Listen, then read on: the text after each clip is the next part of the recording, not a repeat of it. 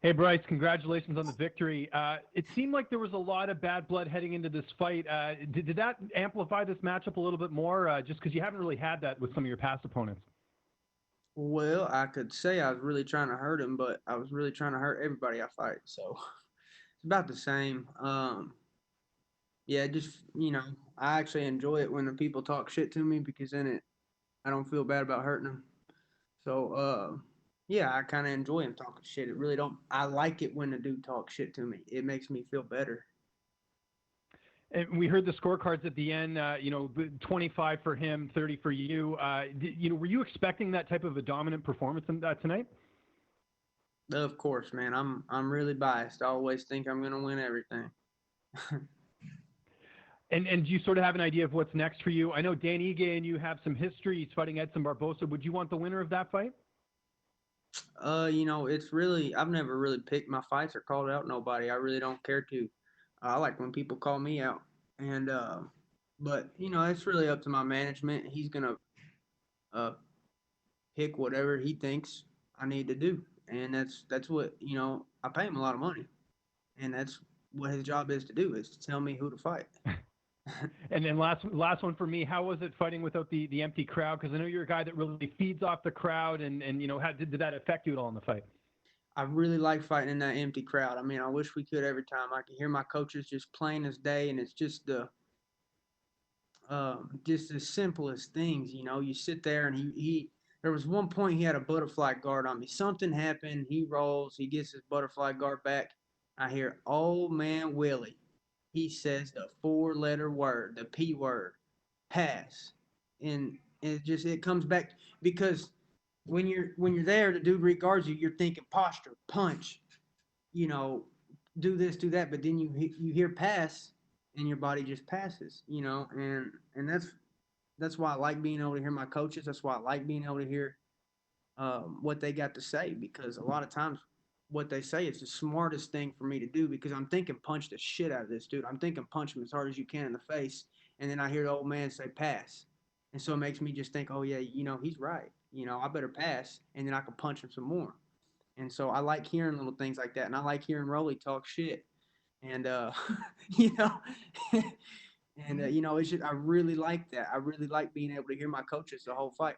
I like being able to hear Rosa's coaches. I can hear Rosa's coaches, and the best part about hearing Rosa's coaches is they're telling him everything he needs to do. So I'm just sitting there blocking it. They're saying, "Hey, do this, do that," and now I know exactly what he's trying to do.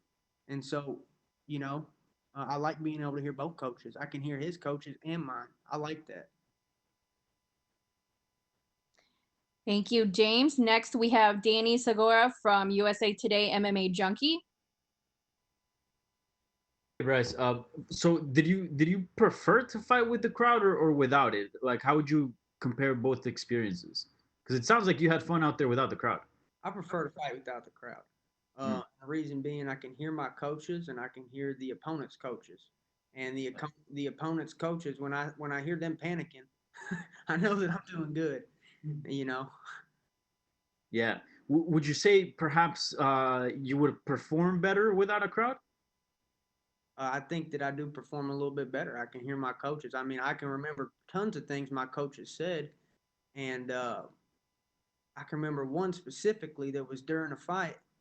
Old man told me to pass, and I passed, and I was just about to punch him, and it's probably good, because I was sitting there in his butterfly guard, and I was just about to punch, and then Willie says pass, and so then I went from wanting to punch him to wanting to pass, and then sure enough, I get inside mount, I take mount, and then just rolled him out the whole time, got my elbows in, I could hear Rolly, I could hear TJ, so I like being able to hear my coaches. That's huge for me. Yeah. And this virus seems like it's gonna stick around for a bit, so we might not see crowds back in venues for quite a bit. Are you looking forward to that then? Yeah, I don't know how, by the time I fight again, there'll probably be crowds and stuff, unless the whole world went to chaos or something, and then, I'll be out catching catfish and skinning deer. Yeah. And you face like solid opposition in the UFC, and I know you don't like to call out, but as far as a type of opponent, would you like to start facing people in the rankings or maybe bigger name guys? Or, you are 25 years old. Would you like to sort of take things low in your career here in the UFC? Man, it's really up to what my manager thinks because, I think he has the eyes inside, and that's really his job is to pick the best fights for me to get me where he thinks I should be and I'm going to be. And, I've trusted my man. That's what his job is. That's why I pay him is to promote me and pick my fights. And that's what he does. And so I don't even worry about it. It's just I got so much other shit to worry about. I got a lot of shit to worry about. And, I pay him to worry about that. Yeah. And last one for me, I don't know if you caught this, but on the broadcast, I believe John Anik said that they're gonna have the camo shorts for you. I don't know if somebody told you backstage. Oh yeah, Dana White said that he's gonna give me some camo shorts. So I think they just got tired of me talking shit, and they figured I'm not gonna shut up. They're just gonna give me my camo shorts. I shut up, and I'll shut up. All right, man. Congrats on the win. Shut up, man. Next, we have Jay Anderson from Cage Side Press. Thanks very much, and congratulations on the win, Bryce. I mean, one thing is clear: your favorite game really is Twister. You did it in DC. You almost did it again tonight. Did you have, any sort of expectations trying to live up to that first one, or you just want to be the first guy to land 2 in a row? Man, I wanted to be the first guy to land 2. I thought I was gonna break his neck, man. But I think that neck surgery he had, I think he got an extra vertebrae in there now because his neck just didn't break. And, I just don't know why or how he didn't tap, but you got to give it to the guy. There's no denying the guy's tough. I swear to God, if there wasn't rounds, we'd still be fighting right now. We just fight until I guess he just passed out from exhaustion. I don't know if I could choke him out. I don't know if I could twister him. I just sit on top of him until he fucking passed out. I guess we'd still be fighting. And I mean, the other thing is, you did come close to the finish early. Did you have the sense that he was close to tapping? No, he was not close to tapping. All right, definitely. I mean, they pointed out in the broadcast, but hey, different thing in a live fight. What is it about your ground game when it comes right down to it? There's such a difficulty for opponents because that was one of the more dominant performances we've seen in a while. Man, you got to cook them to the bone. Most of these people been simmered.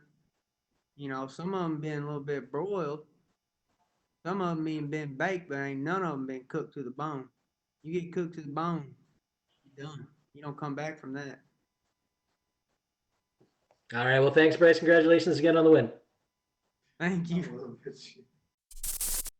Thanks for watching ESPN on YouTube. For live streaming, sports, and premium content, subscribe to ESPN+.